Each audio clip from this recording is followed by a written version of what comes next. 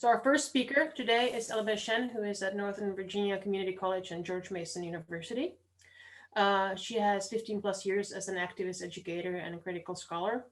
She is currently an associate professor of ESL at Northern Virginia Community College and George Mason University. Elizabeth has 15 plus years as an activist educator and a critical scholar. She is currently an associate professor of ESL at Northern Virginia Community College and a PhD candidate at George Mason University, where she specializes in multilingual, multicultural education and interdisciplinary critical perspectives and social policy. She has advocated for research published and presented on issues of social justice, diversity, equity, and inclusion, where she draws upon her lived experience as a second and fourth generation Chinese American from the US South. Without further ado, Elizabeth, the virtual stage is yours. Thank you. I will try to share my screen here. Okay, so as we said, I'm going to start us off by talking about specifically around some of the discourse that has been used during the pandemic, and then talking about how we can kind of push back against that. So one of the first things that I want to mention is that in the discourse that we see talking about anti-Asian racism, we see a lot of words like the rise in, or the surge of, or, there are these words that almost make it sound as if it's something that is new. But one of the points that I want to make is that this is not something that is new, but the attention and the level of awareness is actually the thing that I feel is expanding and rising and growing. So I am based in the US, so a lot of my examples are going to be within the US context. So over the past year during COVID, we have seen just not only hate incidents based on race, but also hate crimes that have been based on race. And some of the more extreme cases have included, acid attacks, stabbings, including young children, and of course the murders that happened in Atlanta. And so we are exposed to these stories at an increasing rate during the pandemic.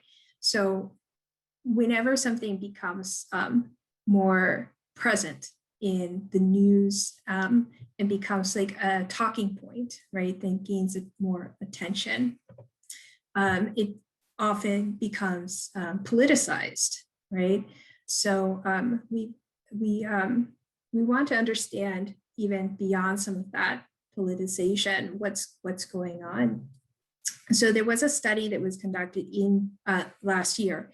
That was a national study in the US, and they found that over 40% of the participants in that study admitted that they would engage in at least one discriminatory behavior toward people of Asian descent. And they found correlations in their study between the people who responded positively to this question. They found that those people were more likely to have less accurate knowledge about COVID-19 virus, more fear about the COVID-19 virus, less trust in science, and actually more trust in our former president. But I also want to mention that this goes beyond just the people of Asian descent, because attacks have also happened to people who were mistaken for being of Asian descent. There was a case that happened just outside of Los Angeles, where a woman of Latina descent was attacked getting off a bus, and then ended up hospitalized, and the woman used Asian slurs against her. So this this kind of this idea or this willingness, right? Where does that come from, right? So during COVID-19, when we have been facing this pandemic globally, it has really highlighted also other types of inequities, not only in healthcare, but has kind of shown a light in other places as well. So during the COVID-19 pandemic, we see studies that are producing research also around the intersection of what's happening with the COVID and the protests for racial equity.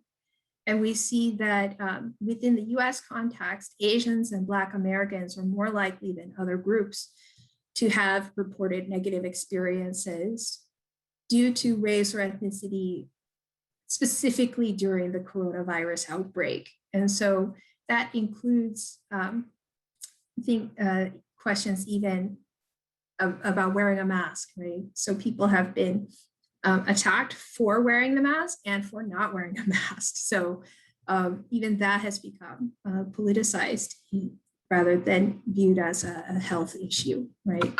And we also see that during this study that was being done by the US Census, they found that the Black community and the Asian communities both followed a matching trajectory, right, in terms of clinical anxiety and depression during the pandemic, and that both of these two communities saw a spike in that clinical anxiety and depression after the killing of George Floyd last year. So we want to see that there's actually intersections happening, and that when we look at the discourse, it's not only just about the virus, but it becomes connected to these ethnicities. So we know these really famous examples of social media discourse where politicians have used words like the Chinese virus or the Wuhan virus or the Kung flu, right? And then people debate whether these words are harmful or if they are just words.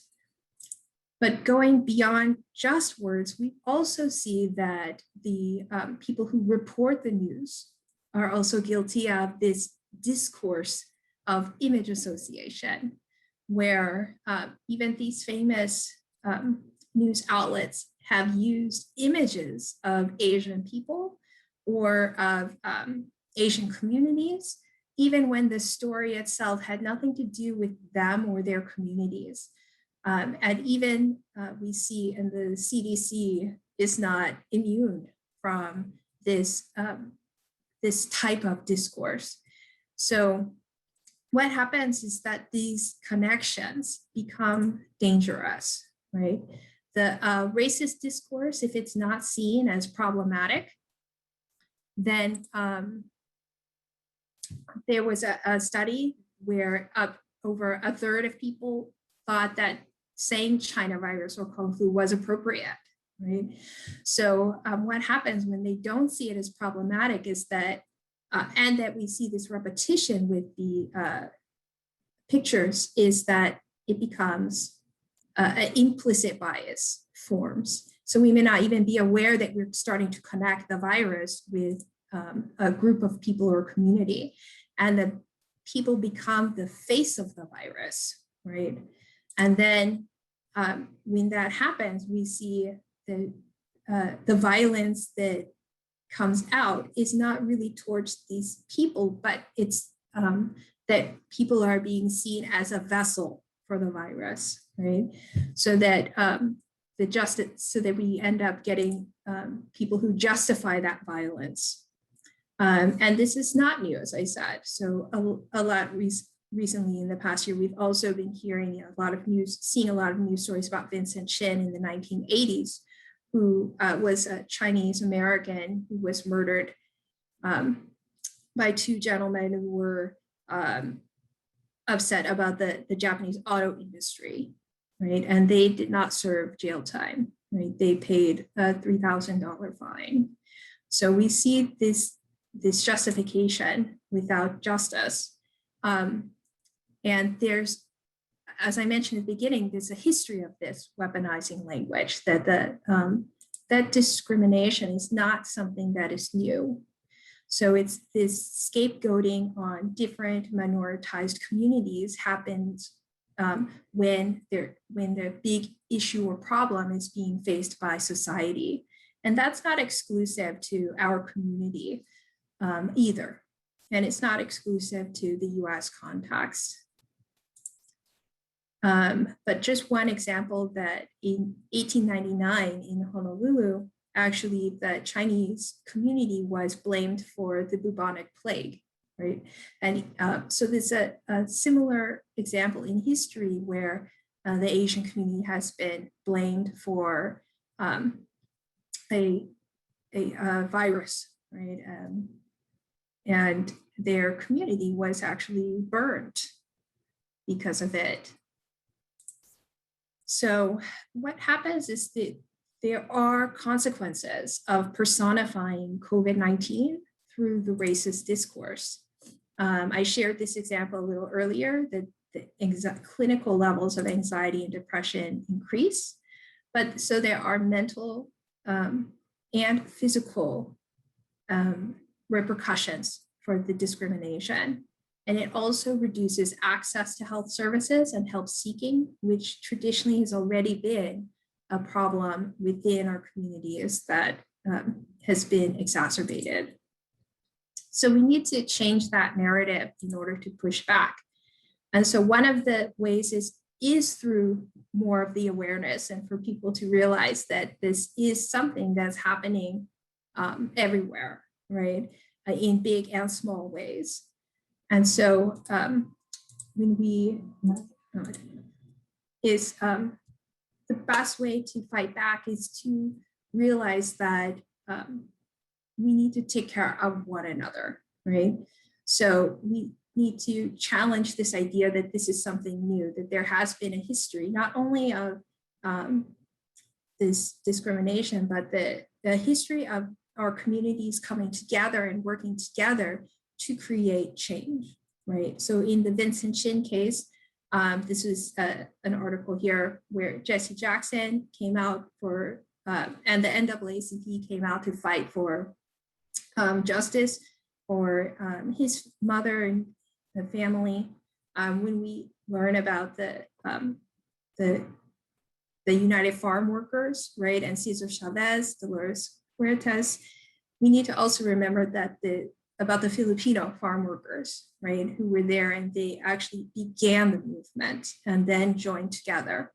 Or examples where our Japanese American community has come out to support, to protest against the detention centers at the border, and to protest, against after 9/11, to protest the discrimination that was faced, especially by Muslim in the US. So making sure that we're understanding that our histories are intertwined is an important step, and knowing that the words we use and the language we use has consequences. And so with that, I will try to stop my share. And I will pass the presentation. Thank you, Elizabeth. Yes, the language we use has consequences, and many of us, or all of us who are here as teacher educators, know this. So thank you for the first presentation. There were some questions in the chat. We are keeping track of those. And now it's my pleasure to introduce our second presenter, panelist, whose presentation is titled Misconceptions of Non-Native English-Speaking Teachers, especially of Asian heritage. And Kanduk Kutik, I can do that part easily. It's in the country, it's Kanduk Kutik, who is based in Germany. Now is at the University of Siegen in Siegen, North Rhine-Westphalia. So I would say maybe she's the closest now to me, but in this online community, we're all close here to each other, learning about these important issues. Can Duc is of Asian and European parentage, born to a Vietnamese mother and German father, and brought up in Singapore. She's the textbook third culture kid, adult who is at home everywhere and nowhere. Her first language and the language she teaches is not the language of her parents, but she is the proud recipient of this year's TESOL National Geographic Learning Teacher of the Year Award. Congratulations again, Kanduk. She holds a degree in philosophy, English, and linguistics, as well as an MA in TESOL. She's been teaching since 2006 with stations at universities, private language schools, and corporations like Daimler Chrysler and UPS. She is now at home and teach training at the University of Siegen, and she believes very strongly in the voice and strength of the non-native English-speaking teacher. So, Kan? Thank you very, very much for that, Gabi. So I'm going to share my presentation, and I've decided to do a Nearpod one today. So I'm going to share my screen, and if you would like, you can open another browser and follow, because I have a few things that I'd like to do collaboratively with you to get you, just thinking about what I've got to say. So if you could go to join.nearpod.com, I will put that in the chat. Yes, I'm glad you think Nearpods are fun. So it's join.nearpod.com. If you can't join Nearpod, that's fine. The responses where you have to respond, you can just put that in the chat and we'll keep an eye on that. And the code you want to put in is C3L9D. Okay, so if you want to do that, that's fine. You should be coming in and I'd like to start, if that's okay. So as already mentioned, I'd like to talk about some misconceptions that people have of non-native English-speaking teachers, especially those of Asian descent. I highlight Asian descent because my experience among colleagues has shown me that there's a greater acceptance of non-native English-speaking teachers of European descent. So a lot of it has to do with, what people perceive you can or cannot do depending on where you come from. So the first thing I want to ask you, if you can, for those of you who are in the Nearpod, otherwise just write in the chat, please. If you're of Asian descent and you're looking for work as the English teacher, what have people said to you, or what have you heard if somebody said to them, yeah, my English teacher is from Vietnam or Singapore? If you could just share with us, for those of you who are on Newport, just add that there. I can only have 40 right at the same time. Yeah, so Elizabeth has written, I want an American teacher. How can you teach English if you're not, if you're a non-native speaker? Your English is pretty good. That's right. I've had people say that to me. They go, oh, where did you learn English? Your English is so good. Yeah, I've got a colleague as well from the Philippines. When he first looked for work in Germany, it was just not possible. They did not accept him as a native speaker. Are you Spanish? Yeah. Yeah, I want to learn proper English. Yes, and let's keep an eye here on the chat. We prefer native speaking teachers like in the Middle East. Yeah, that's right. Just if you can't write on the board, that's okay. Just write in the chat. I don't want to learn English from a Mexican. You're too young to be a teacher. You look like you should teach math. So you see a lot of judgment here. What I'm seeing here is a lot of judgment based on how you speak, how you look, right? You look like, wow, you teach English. So there's a lot of surprise that, non-native speakers of English, people of Asian descent can teach English, right? Okay, so what else have we got? Have your draft first checked by a native speaker before submitting. Where did you learn English? Yes, I get that a lot. Where did you learn English? Your English is really good. And then I tell people, oh, well, you know, I'm a native speaker. And they go, no. So we're moving on. Like what a lot of you have contributed on the previous board, I've had a similar experience. People have said to me, you can't be an English teacher because your name is, wait, hang on, how do you pronounce your name? My mother's Vietnamese, so I've got a Vietnamese first name. My father's German. That just throws everybody off. And also, you know, referring to my looks, they go, you don't look like one, you're Asian. You know, where'd you come from? And you're surely not a native speaker. And when I say, well, yeah, English is my first language, they go, no, really, what's your mother tongue? Really, you know, what is your mother tongue?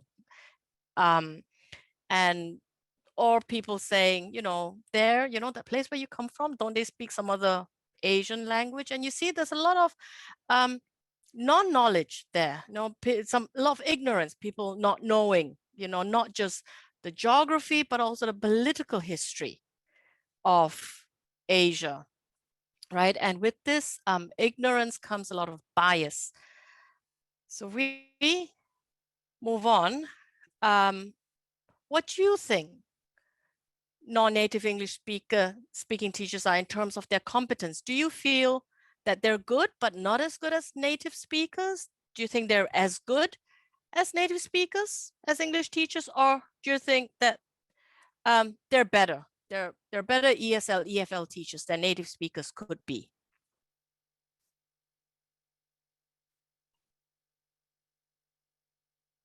Yeah, people mention accent as well. Yeah, that's right. I'm following here the chat. Yeah, and see, they're good, but not as good. So we can see that a lot of you here in the audience who've answered that actually non-native English speaking teachers are better ESL, EFL teachers. And I've got somebody write that in the chat as well. Yeah, Mary has written, they often have better knowledge of language structures. I agree, and let me show you why, right? No matter what anybody tells you, let me show you why I agree. And I feel and believe that non-native English speaking teachers are better ESL, EFL teachers. So I've just put out some random names. Jose from the Philippines, Lynn from Vietnam, Miss Lai from Malaysia, Mr. Chang from China, and myself, Kanduk. We can be English teachers, right? Because we're qualified. If we weren't qualified, we wouldn't try to, you know, get into the job. We're competent, right? We're hired because we're competent. And what sets us apart from native English speaking teachers is that we've learned English the way our students are learning it at the moment.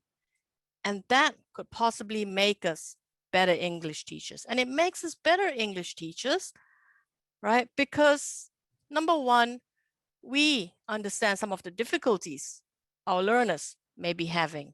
You know, you can understand sounds that say if you're teaching in the country that you grew up in, and you know that these are sounds in the English language that, you know, you don't have, or your learners don't have in their own language, in their mother tongue. So you'll understand that, you'll know where that difficulty comes from. You've had to develop learning strategies, just like your learners. So, you know, knowledge of English isn't a gut feeling. And even though English is my first language, I learned it in school as a subject, English language as a subject. So rhetoric, grammar, set there, you know, lists of spelling and things like that from our early years. And this means that we may, as Mary said, and I saw some of you nod here, makes us more knowledgeable about the subject than many other native speakers of English. I remember my husband did a CELTA, and he was there with all his CELTA material, and you know, he had to spend so much more time than I did when he had to, you know, read up on the structure of English. I knew it because I learned it, right? I learned it formally as a subject. So what can we do? My take on this is that we need to bring in the scholarly works, we need to bring in the literary works written by non-native English speaking authors, researchers into our classrooms. So I'm not saying, you know, do away with Shakespeare, do away with Roald Dahl or Michael Rosen.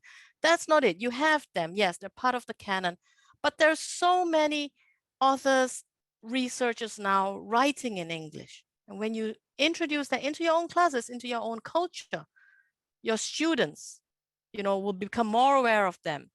So do you know here, if could you contribute please to the board, any Asian writers, Asian authors writing in English? I know Catherine Lim, growing up in Singapore, I know Catherine Lim.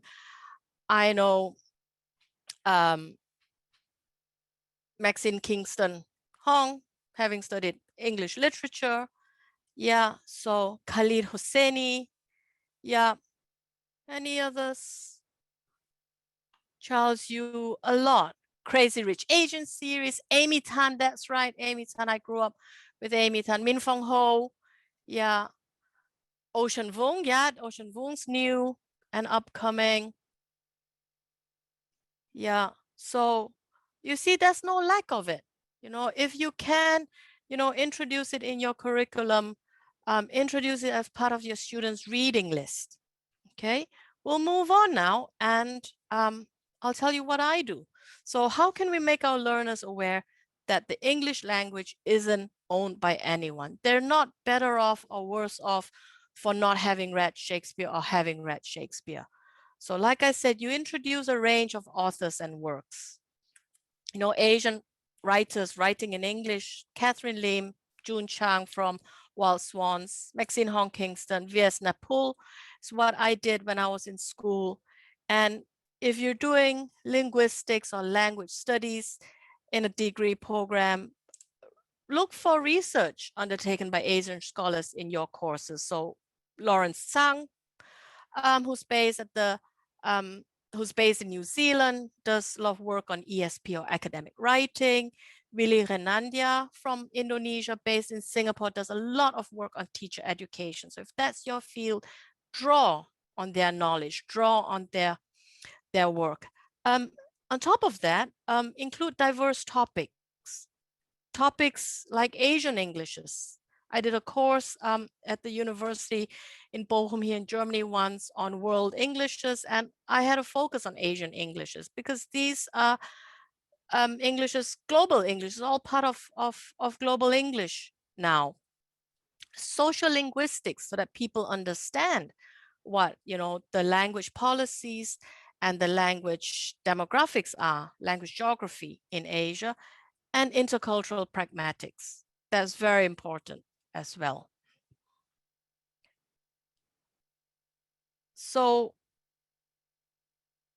ideas now from you, how do you think we can move away from a Western-centric curriculum? So a lot of our curriculum, whether it is in English language or English in schools, is quite Western-centric. I mentioned Shakespeare a lot because all, you know, my university students come to me and they tell me, you know, they spent 6 years of their school life reading about Shakespeare. My degree students do a lot of courses on cultural studies, very American or British based. So how do you think we can move away from a Western-centric curriculum? That's a tough one.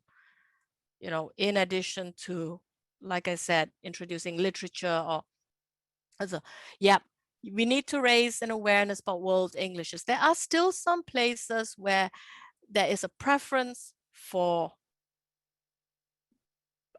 received pronunciation RP, even though those of you who've done linguistics know less than 7% of the British population speak RP. Intercultural awareness, yeah, exactly. Learning about historical events, moving away from thinking Western is higher quality, right? Relevant issues in society that involve diversity. global and diverse materials, exactly. You know, mother tongue based teaching, multicultural topics such as holidays around the world, definitely something you can include if you're teaching at school level. In Germany, for example, they do have multicultural topics, but it's all, you know, very white based, so to speak. You know, Australia, New Zealand, the USA, Scotland, Ireland, the UK, but holidays in other parts of the world, if it's not a main English speaking country, then it's not in the curriculum. Cultural and linguistic diversity, learning historical events, yeah, and focusing on the histories of other countries.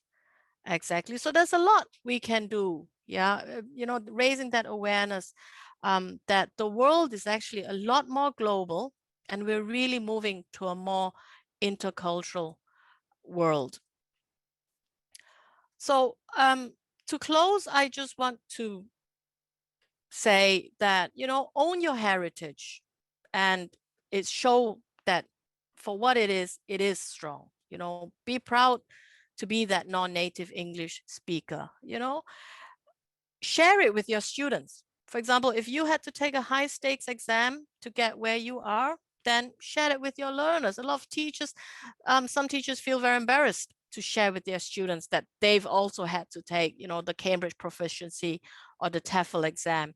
And if they're experiencing difficulties that you had experienced yourself as a learner, as an applicant for one job or another, show them, you know, show them empathy and tell them that you know what they're going through, and they can get through this. And most of all, focus on the professional. If people keep, you know, saying, oh yeah, but you don't, no, really, no, your name, no, just say, look, I'm competent. These are my references. These are my qualifications.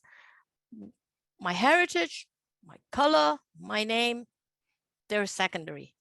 I'm not Mary Jane, but, you know, I teach English and I'm competent at what I do. Thank you very much. I hand the floor back to Gabi. Thank you.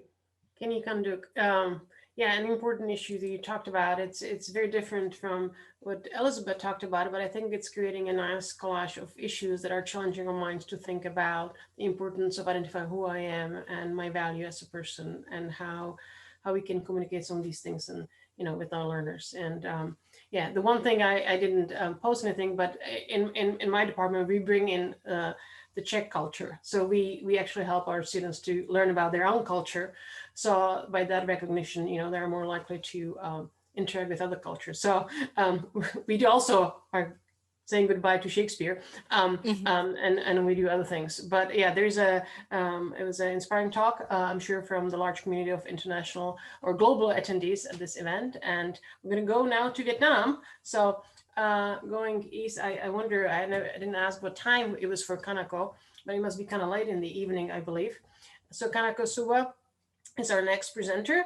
No, it's our interactive activity right now, right, Elizabeth, isn't it? Yes, okay. My script had a little note that I just missed. So I would like to invite Elizabeth Shen back to the microphone, and she will do a little activity with the crowd. And then we're gonna go to Kanako. All right, so we just, you know, actually, like, context presentation was very interactive, but we wanted to try to put something a little interactive kind of in the middle, just to kind of break up all of the talking. But I'm going to step us through a little bit of kind of interactive. We'll use a couple polls about standing up to AAPI bullying, because this is something that has been an issue connected to these like the age of COVID as well. But one of the things that's important for us to understand is what are those stereotypes, right, that our communities are facing. And these are two very common stereotypes that we end up facing, and it contributes to that bullying, right? So one is the model minority myth, which says if you're going to be a minority, you should be like this minority, right? And kind of says that this group of people, the Asian community has quote unquote made it in the US, and so they don't face discrimination. But what that myth does is that it hides the wide range of cultures and ethnicities within the AAPI community. And it actually hides discrimination that is faced within the community. It virtually kind of erases a lot of our activism that we have had because it's undertaught in history. And then it pits our communities against other marginalized groups as well, which hurts the efforts to build coalitions between the communities when they are seen as kind of enemies in a way, that if you get something, I lose something. And then the other stereotype is this perpetual foreigner stereotype, that it doesn't matter that, you know, that my family has been in America since 1903. If somebody, you know, meets me, there's this assumption that, you know, that either I'm not a native speaker, so that kind of connects to context presentation, or that, right, that my family is just, you know, just arrived. So that what that does is it ends up challenging our citizenship and thereby our rights as citizens in the country. And then our loyalty or trustworthiness comes into question as well. And some of these pieces play into the violence that we have seen with COVID, where people have you know, said, go back to your country or you don't belong here. And so when we actually look at things, we can see that, you know, the AAPI community is not a monolith. It's very broad. And just to look at one example of that, when we look at the change in income inequality among different groups in the US, we can see that the group with the largest income inequality is Asians. So in the top 10% of Asians' income and the bottom 10% of Asians' income, we have the widest dispersion within that community. So we are not, you know, this helps push back against that model minority myth. And the other piece is knowing the historical context, right? So the more you know of your history, the more liberated you are. And so that's why I love how Khanduk brought in the idea, you know, the curriculum and bringing in and owning your ethnicity, right? And being proud of it, right? So this is kind of a timeline of some of the things that I hope that you will, you know, go on to learn more about in the future. But just to show, you know, as another example, that this idea of race even was something that is a social construction, right? It's been changed over time. And so even the idea of a Chinese race in the US wasn't created until the 1860s by the US Census. And then it was then used to then exclude, right, and discriminate. And so the Chinese Exclusion Act, which banned Chinese immigration all the way until the 1940s. And then an apology for that codification of racism against a group of people was not apologized for until the early 2000s. So when we go back through our history, we learn that, you know, these ideas are not new, right? So I want to kind of turn to the present. When we look at some of the current data, we see that bullying has increased during the COVID era. And I want to look a moment just at the idea of like this youth, that the youth have reported different hate incidents, and that 48% of those that the youth reported happened when an adult was present, but only 10% of those cases, somebody actually stepped in and did something. And then even perhaps more shocking in the reported data is that 40 of the harassment, only 40% was youth on youth. that 60% of that harassment actually came from adults towards youth.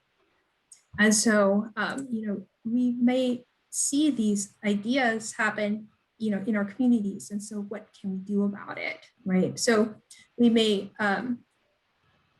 not feel like we have the tools. So I'm going to talk about 4 steps that we can use, right? The first one is C, to check on. So you can check on the victim afterwards to make sure they're okay, even if in the moment you didn't feel like you were the right person or it wasn't safe for you to actually step in and interrupt an action. But you can do this afterwards to check on the person to make sure that they know, that you know what happened wasn't right. You can ask someone, right? If you're not the right person or you're not comfortable, you can ask somebody else to step in, right? Or find an authority person. Or to document and record it, right? If you're, if you have your cell phone, right, and an incident starts to happen, right, you can be the person who records that. Or E, you can engage. And you can do that in a couple of ways. You can do that directly, as in like actually getting in between, or indirectly as a distraction to what's going on. So I'm going to give you a scenario and then we'll put up a poll. So let's say you're teaching and you've gone out to recess, your students are on the school playground, and you notice that one of your students, Brad, we'll just call him Brad, says something to another student, Kelly, and she looks really upset, and you start to get a little closer and you realize that he is calling her Corona, as in coronavirus, right? So thinking about what we can do, so we're going to go ahead and launch a poll with this, but you say in a calm, firm voice to Brad, what you're doing is wrong and you need to stop. So what do you think this type of stepping in is? Is it checking on, asking someone, recording, or engaging?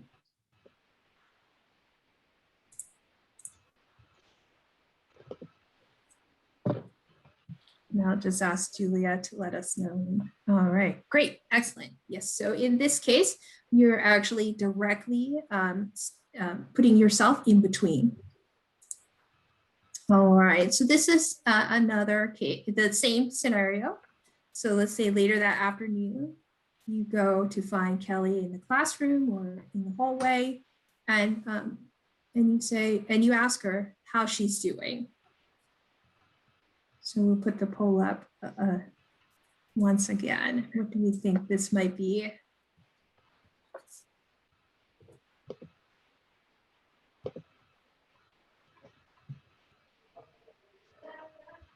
Perfect. Yes. Okay. So it's checking on, and it's also important to know that you can use more than one step, right? This is an example of, so let's say same scenario, you come up and you say to Kelly, hey, I've been looking for you. I really need your help with something.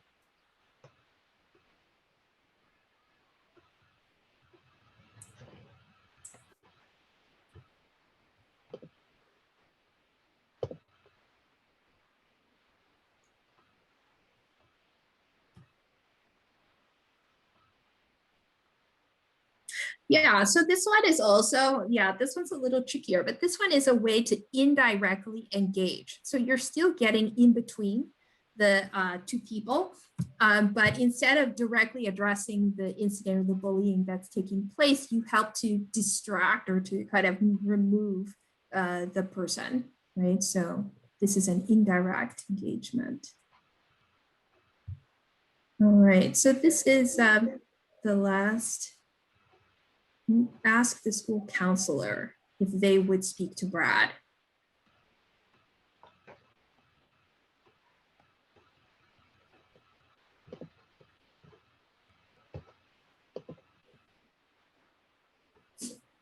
Because maybe, again, maybe you feel like you're not the best equipped. Yes, great to ask someone. So sometimes, we have to judge in the moment whether we feel like we are prepared or we also have to judge ourselves and see if, the situation seems safe for us in some instances, right? Depending on knowing you and the other people who are there.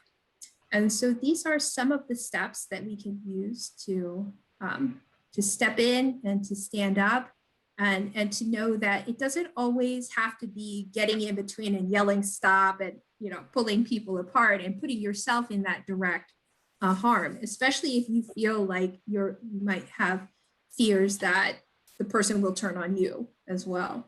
So just knowing that there are multiple ways to step in and to step up. And I'm gonna just looking at the time, so I'll just skip to. There are also other ways to step up as well, which is when we talk about wanting to be an ally and with the communities, to know that just stepping up and helping a person individually is not the only way, right? Interpersonal is one of the ways by helping a person one-on-one, building those authentic relationships. But there are things you can be doing at these other levels as well to help prepare yourself to be a better and stronger ally, right? At the institutional level, looking for implementing the curriculum, right?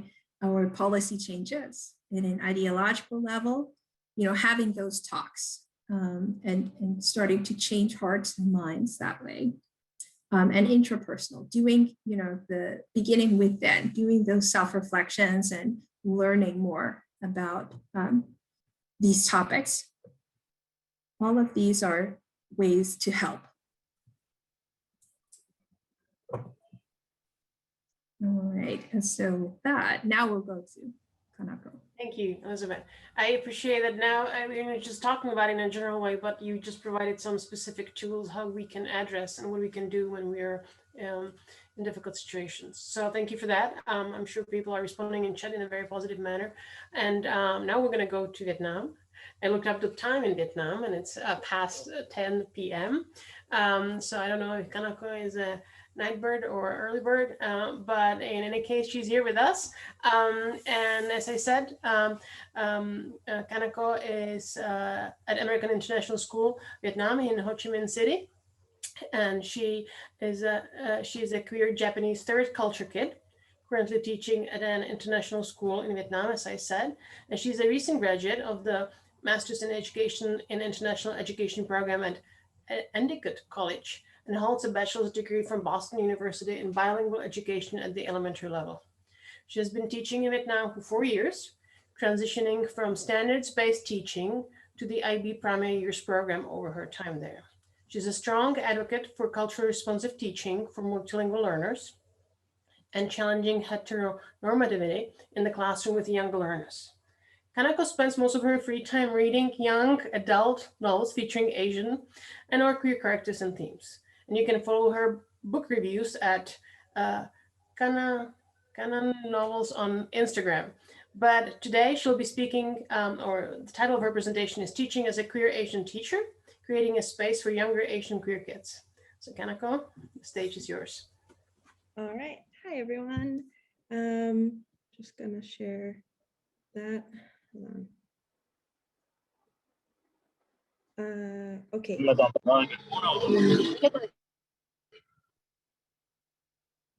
All good? All right. So I wanted to sort of, no, that's not what I want to do. That's what I want to do. There we go. Okay, so I wanted to talk today about creating a space for younger queer Asian multilinguals, because having been in Vietnam for a couple years, I'm noticing that this space is still close to non-existent, even though I do work at an international school where our values are a little bit more open-minded than the host culture. So yeah, so this is just, oh, it's not gonna let me move, there you go. Okay, so this is just a little bit about me. I'm from Japan, I'm a third culture kid. I grew up in Taipei as well, went to school in Boston, and now I live in Vietnam. So just a little bit about me there. And I do teach grade 4 EAL. So I wanted to focus on the intersectionality of being queer and Asian as something that I've, like I said, thought about a lot. Being a queer teacher in Asia comes with a lot of uncertainty. I never really know what the parent or the host country culture perception is of the queer community. I don't know what my grade 4 students know, and I don't really know what media they are exposed to. And I am also a little bit unsure about how my primarily white straight colleagues and admin will support me if something were to happen at school. So, you know, it's things like if I come out to my students and they go home and tell their parents and the parent contact the school with a complaint, would I be protected? And so coupled with being an Asian female teacher, there's just a lot of uncertainty, and it's just something that I've thought about a lot. So in the context of Asian American and Pacific Islander things, according to AAPI Data, a publisher of demographic data and policy research on Asian Americans and Pacific Islanders, Asian immigrant parents have trouble accepting their gay children because of negative ideologies about the LGBTQ community that sort of stems from their home culture. And while this particular quote really only speaks to immigrant parents, I'm finding that this is also true for the Asian parents that are actually still living in Asia. One of my students just completed a PYP exhibition project on being or on trying to convince other people not to be homophobic. And her action was to have a conversation with her mom, because her sister had just come out to the family. Her mom had made some negative comments and she wanted to do something about that. So, you know, this negative view is still pretty prevalent in Asia as well. So I think that before we can get into what queer identities look like in the classroom and how to sort of bring that to the forefront, we need to make sure that your classroom or your relationship with your students is a safe space. And so a safe space, as defined by Hawley and Steiner, is a classroom climate that allows students to feel secure. They feel like they can express their views, they can share and explore their knowledge, they can negotiate their identity and their beliefs, and sort of go beyond being comfortable and stagnant in their identities and the actions that they take, and try to sort of go into the uncomfortableness of being in the classroom. And obviously safety doesn't just mean physically, but it's also being protected from psychological or emotional harm. So here are some community voices. I've taken them from #QueerEduChat, which is a Twitter chat started by Justin, who I think is in the audience right now. And we sort of talk about all things queer related to education. So if you were interested, I'd recommend that you check that out as well. So in terms of supporting multilingual students in the classroom, Something that I've noticed is many of our students, or my students in particular, come from language schools to our school, which means they've learned certain grammatical and linguistic features that are very particular and in a way sort of outdated and not as inclusive. And so the language practices that we use to talk about the queer community or just be inclusive in general sometimes goes against what they've learned in their English language classes. And so things like the difference between singular and plural pronouns they, it's been really difficult for my students to understand that they can refer to one person because they've learned that it refers to multiple people. Another thing is they don't yet understand why some words and terms that we use can be harmful to members in the classroom. So I've moved away from saying boys and girls or hey guys, and the kids have noticed. And so they'll ask, you know, oh, Miss Kanako, why don't you just say boys and girls? Because I'll call them team or friends or class. And I sort of have to explain to them how it can be harmful. And then the third thing is with our kids who may not share a fluent language with you yet, we do need to teach them language that helps them express their identities and beliefs, especially if you work with younger students. They may not have the words to express their feelings and their identities. And if those are not explicitly taught, then they won't know how to talk about themselves.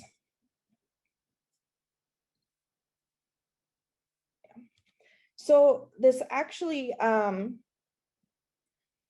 like, I've been getting comments from my colleagues who are adults and mostly native English speakers about the different terminologies in the LGBTQ community, because they are, some of the labels and the words are not something that they've been exposed to or something they inherently understand. And my belief is that if the adults don't understand, then our kids don't either. And that sort of just is my, the reason why I'm intentional about explaining terms and phrases and concepts to my kids. And then these tweets, again, just go back to the importance of teaching that language intentionally. So in essence, creating a space for younger students, creating a safe space for multilinguals is crucial, and you need to teach the language. Here are just some of the resources that I've used to create this slide. Like I said, hashtag #queer_edu chat, started by Justin. It happens monthly during the school year, and we sort of talk about all things queer and education, and it's not always related to being Asian or Asian American, but it does really make you think about the intersectionality of identities that you will most likely have in your classroom. If you wanted more specific data about the Asian American community, you can go to AAPIData.com. And then on the right, I've just linked some Twitter handles of queer educators of color who focus mostly on language and identity teaching. So yeah, that is it from me. Thank you. Thank you, Kanako. We'll get back to you. There was a question I think you may maybe move to address later when we are at the question time. But now we're about to hear our final presenter before, as I said, we get to your questions. And it takes us, we go back to the United States. We're going to Georgia, Atlanta, and Ethan Trent, who is at Georgia State University, is our next presenter. Ethan is a Vietnamese queer immigrant who is passionate about teaching and education for marginalized queer and trans youths of color. They're an activist, feminist, Chicana feminist writer, and decolonial researcher. Their major influences include Gloria Anzaldúa and Thich Nhat Hanh. I apologize, Ethan, if I mispronounce that name. They are pursuing a PhD in language and literacy at middle and secondary education with a minor in women's studies at Georgia State University. Ethan has been teaching ESOL for 15 plus years, and their work focuses on the intersectionality of gender, race, and language education in TESOL that embraces queerness as a healing, teaching, and research practice. Ethan has published in a wide range of journals, including International Journal of Qualitative Studies in Education, LGBTQ Policy Journal, Journal of Homosexuality, Genealogy, Multicultural Perspectives, and other book chapters. Ethan has published a book titled Critical Storytelling, Multilingual Immigrants in the United States, with Lou Javier Penton Herrera in 2021. Congratulations, Ethan. Originally from Mekong Delta in the south of Vietnam, Ethan enjoys creative writing and having a cup of Vietnamese iced coffee in their free time. And Ethan's talk is titled Teacher at Student Perspective on Misinterpretation, Invisibility of Asian American and Pacific Islanders in US curriculum and TESOL curriculum. Ethan? Thank you, Gabby. Thank you everyone for joining. I'm having Vietnamese iced coffee next to me. It's kind of like something that I always do, see? So I really enjoy doing it. So thank you everyone, and thank you Elizabeth, Kanduk, and Kanako. You guys just an amazing presenter. So I don't know, I will try my best. I'm gonna share my screen right here. Where's that? Share. Okay. And here we go. Invisibility of AAPI in TESOL, a transnational perspective. Hold on for a second. So I'm gonna take you to my country, Quê Hương, and then I'm gonna play some song, some music.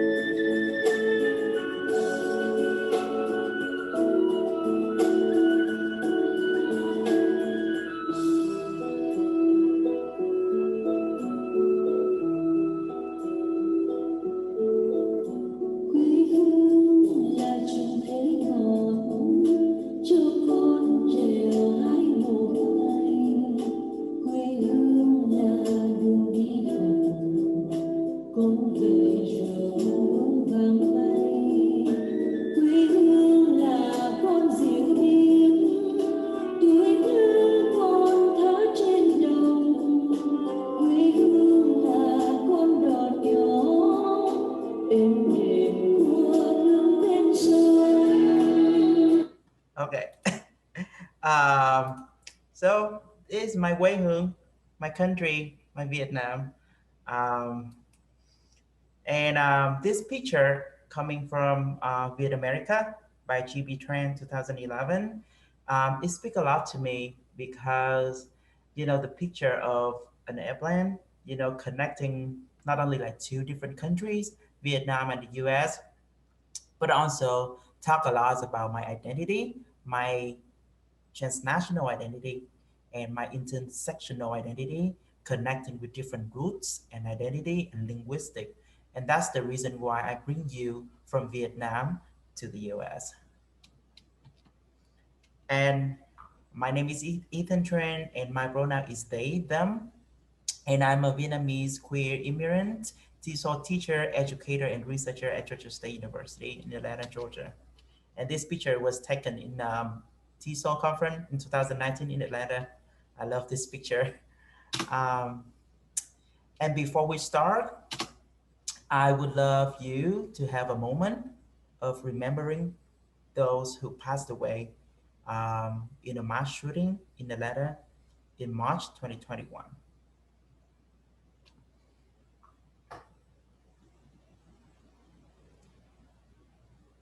So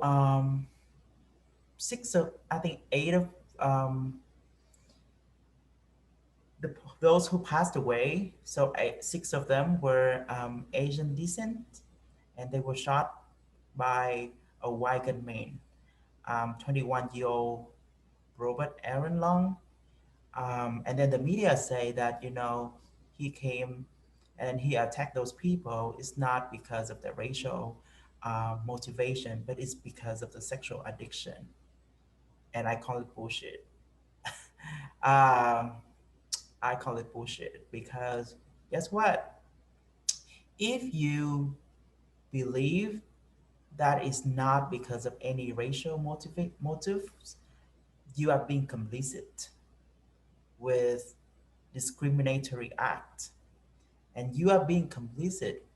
You are maintaining the unjust and unequal discrimination toward marginalized community, not only in the US, but in around the world. So why to include AAPI in the curriculum? So I want to take this moment to, have you to put your opinion in the chat. Why to include AAPI in the curriculum?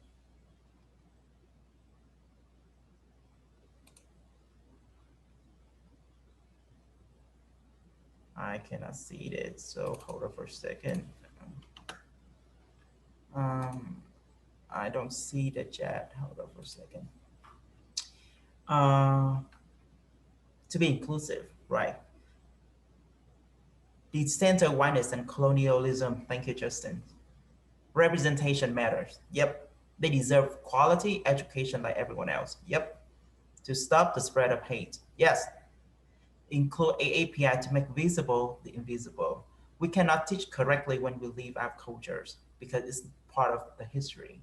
So you guys already bring a lot of reasons why we need to include AAPI in the curriculum. For inclusive teaching, it's part of everyone's history and culture, and it's part of my culture as well.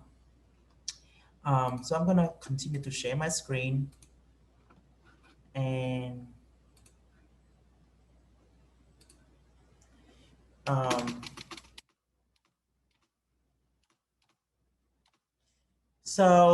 I have a friend of mine, and she has the intersectional identity. She has a Vietnamese look, but she speaks English. But part of her identity was very intersectional. And sometimes, when she was sitting in the classroom, she shared with me, I was neither of the two. Angela Presso say, no one understands my culture. Even you have the look, you speak English, but your appearance, your look is so Vietnamese, is so Asian. And people have the rights to judge you based on your appearance. And I think that's part of the reason someone say representation matters. And sometimes, our intersectional identity matters. And the way that I believe why we need to include AAPI in the curriculum, because someone, the future generation like Angela could see themselves in the textbook, in the curriculum. And then I've been sitting in with this graphics quite a long time, because since the start of the pandemic that happened in the US, And then I was just wondering, because why we have to continue to include AAPI in the curriculum. First of all, because we lack of representation, but second of all, we lack of knowledge, right? And we do not have the clear understanding of history, of the culture, of the identity. And that's the reason why it causes harms to people like Elizabeth talked about at the beginning. So in one of those negative experience, and then I can see right here, um, someone made a remark that they should go back to the home country. Like Asian have like 16% people saying that, and someone expressed support for them, and I see like only 32%. And it's been happening in the US. And you can see from the images that Elizabeth shared at the beginning, I'm wondering who's gonna be with us. And I'm wondering if we don't support ourselves, if we don't educate ourselves, who's gonna be with us? So that's why I think it's very practical if we, include the reading and resources in our curriculum, in our classroom. And I'm here to share with you some of, the link, and then you can take a look at that later. I think educational resource curriculum, it is very, very useful for you because they show curriculum, they show some sort of like activity for you as well. And then you can start with, children's book because they show the representation of the kids. I can take a look at that for you. Let's go to the website. So you can see that you can have the different levels for baby, for toddler, for preschool, for elementary. So it's pretty much like all of this, all of the rate level. So I bringing, some hands-on resources so that you can use that to include in your reading list with the student. Hold on for a second. And then I'm thinking, someone say about the disrupt text, I think Justin. So we kind of like connected at that point, Justin. So I think we need to start with the disrupt text so that we can bring the visibility, we can bring the representation, we can bring the voice of those invisible AAPI into the classroom. So why to include AAPI in TESOL? Why? Let me ask you something. Let's put something in the chat. And then I'm taking you back to Vietnam, because we're just going back and forth. That is how we go as transnational people, right? So my questions for you, what do you see and not see in the picture? Please put in the chat box.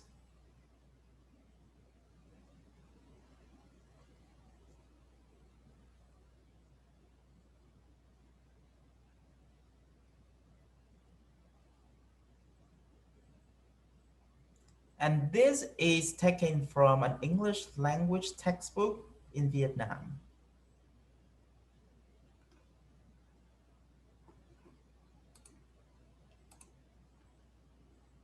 Okay, let me read it. Why Puerto Rican people adore whiteness does not represent our student in Asia. Why people culture in the picture and not any other culture. Lack of diversity is present. Exclusion and inclusion. Non-Westernized clothing. Lack of diversity. Boys only get to climb mountain. Yes, yes. That is kind of like the cisgender white privilege over there. Lack of people of color. Yep. All those are female here. So yeah, sexism, heteronormativity, only means Asia close. Yep. And then thank you everyone. We see this, right? Because we are those. We are the teachers. But what is the harm? What is the danger of the kids when they see this picture? they don't see themselves in the picture, right? And we as a teacher or teacher educator build up based on that image. It's gonna build up and construct, the ideology of heteronormativity, of sexism, of cisgender white privilege and whiteness to our student. And you have to look at the title, My Hobbies. But you have to ask the questions, whose hobbies, right? Um, so, so let's sit with this question. I want you to take a sticky note or wrap a pen, whatever close to you. Don't put the answer in the chat. Put that thinking in the sticky note.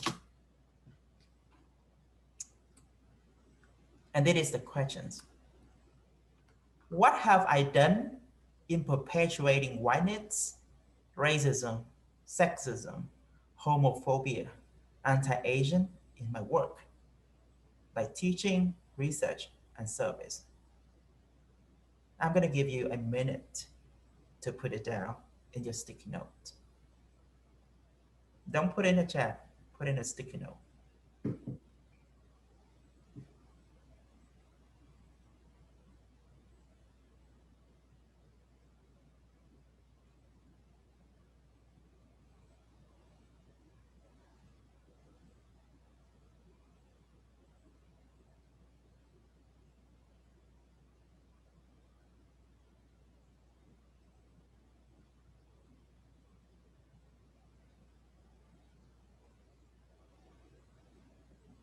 Okay. And then this is the second question. What can I do differently to disrupt whiteness, racism, sexism, homophobia, anti-Asian in my work? I'm gonna give you a minute.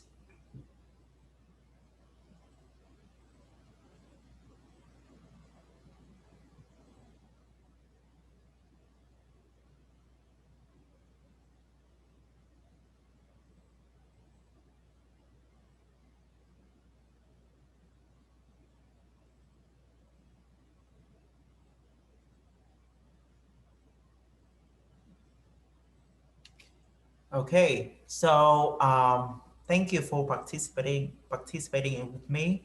I would like you to keep the notes and then stick that in front of your desktop or whatever you feel that it is visible.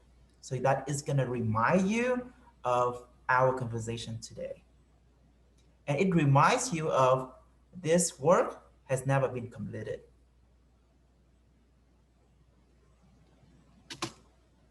And that is something that I would suggest. So we need to start with critical questions. Then we come to critical self-reflexivity. And then we go to critical consciousness. And make sure that you know all of those intertwine, because it's no one way to do or to take action. So just 30-second, Gabby. I'm gonna share an excerpt that I wrote in an upcoming publication. And then I'm asking, what does social justice look like in the United States? And it is like the last paragraph. Further, by bringing these practices in discussing racism and injustice with students, I aim to decolonize the school system curriculum, especially in English language classroom, where the textbook content still favors whiteness, colonialism, and imperialism. I admit this work is heavy, but we, the teacher and student, are not alone. We will fight this fight together. We shall continue to enlighten and empower one another to see through and go through the struggles together. Because we are an activist in our own space. We shall build a community to remind one another that we are not just a no one in this country. We shall shine for who we are and where we come from. We might not have the gun in our hands to fight back police brutality or racist comment, but we have chalks, markers, pens, which are the best weapons we ever have. So we can write, teach, love, and share story with each other. We are not alone in this race. We shall continue to stand up together, hand in hand, marching and following what history and ancestors teach us. As Enzadu and Keating remind us, by focusing on what we want to happen, we change the present. To change the present, let's start with self. That is the something that I would love to send to everyone. To change the present, let's start with self. And thank you. That is part of my presentation. Thank you, Ethan. And now can I stop sharing the screen? Thank you, everyone. Thank you, Ethan. And it's amazing how you took us to action, you know, to take it. You just demonstrated through your last quote or statement, you know, it starts with us, and you gave us the tool right away, the action.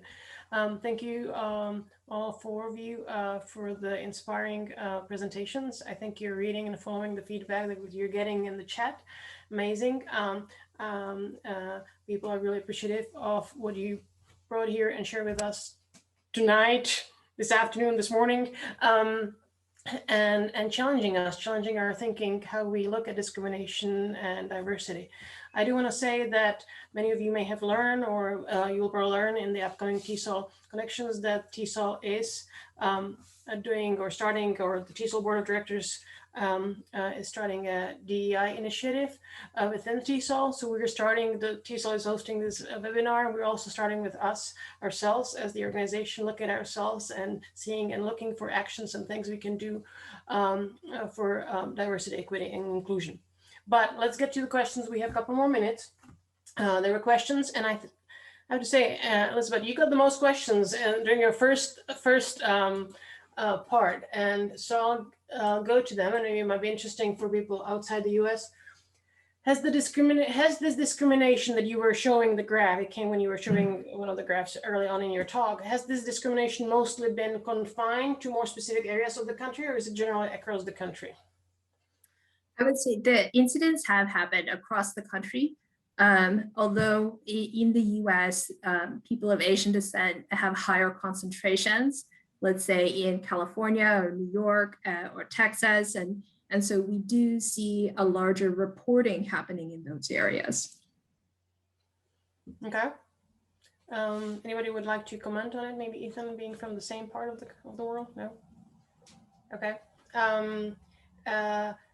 What are those discriminatory behaviors, for instance? Are there different types or levels? More than 40% sounds really serious.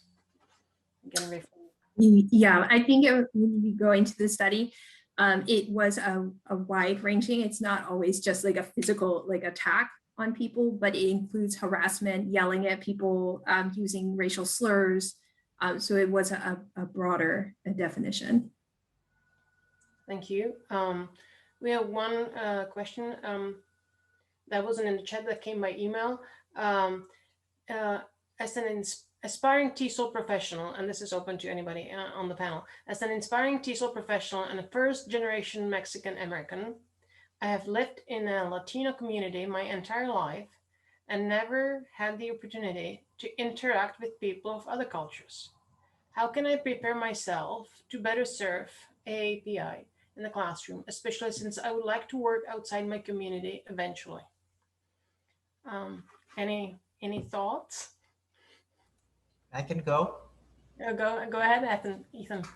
So I've been working with Latinx community as well. So I taught middle school, where a majority of students are Latinx. And I think like the first step that you need to do is to willing to learn from, their stories, from their cultures, right? And then you have to be willing to step out of your comfort zone and then do an extra step. Not only like serve, but also willing to learn with the student. And I think that is kind of like the very important ideology where the student and teachers share the power, right? And share the cultural knowledge with each other. And I also thinking that, you know, not only like one culture or one community serve the other, but because we are building community with each other, right? So I'm thinking that is the mutual, not mutual benefit, but also mutual understanding and build up the mutual empathy with each other. There's so many resources out there related to AAPI, like I just shared with you. But the most important questions that you have to ask yourself, will you be willing to take an extra step to work with the student? Elizabeth, do you want to add to it, or I see you? I'll just add really briefly that along with everything that Ethan has said, just keeping in mind that to do that reflection as they gave us those questions in the last presentation, right? So to do those reflections and to be able to really question when we, and to recognize when we might be looking at something through a deficit lens, and to be able to stop ourselves and say, you know what, that's to recognize it, and then to consciously make those choices to change. Thank you. As we're coming to end, I have a question. It's going to be simple, and each of you is going to answer that question. Okay, you have one sentence to say at the end to the audience. I know it's a challenge. Okay, it's your tweet, quote unquote. It's your tweet about the topic, and yeah, I can see the panic. Yeah, I didn't prepare you. So it will, I'm sure listening to your talks, it will come from the bottom of your heart. What should we know? You know, what is it the takeaway? I mean, you shared lots of ideas, and I think we've been challenged. I've been challenged, and you made me think, and I'm sure it's going to stay with me for a long time. So, but now you have your final say so. You know, what would it be? And I'll leave the order on you. Like who wants to speak first? But one thing you want the audience to leave with. Anybody? I'll go. Yeah, can do. Let your qualifications and competence speak for themselves. Thank you. Yeah. I can go. Build a relationship with your students so that they have that space to be their true self with you. Thank you. Elizabeth? Oh, it's like, I would say, just know that when you want to do something and stand up, it's not always the first thing you think of, like being like one person to one person, but there are multiple ways to stand up at different levels and to do something and create change. Thank you. And Ethan? Oh, Elizabeth, you just say what I about to say. I think I'm gonna be proof. Stand up, not stand by. Thank you. Yeah, we always talk about principles, 6 principles. Now we got 4 principles for challenging discrimination around. So thank you all again for being here with us, you 4 panelists, the attendees at the at the webinar. And before we depart, I have one announcement, and maybe we'll see each other at the upcoming events. I want to highlight the one that's coming in July 26th through 31st at TESOL Elevate. It's a new and unique program from TESOL. It is specially designed to support new and emerging professionals, students, and new professionals, teachers, in launching or building their careers. Registration will open early June. And we may see you there at other webinars, maybe at convention in Pittsburgh. Again, thank you for spending 90 minutes with us here today on this very important topic. And thank you again, the panelists, for thinking about this and challenging us in our thinking. Thank you, everyone. And this ends our webinar.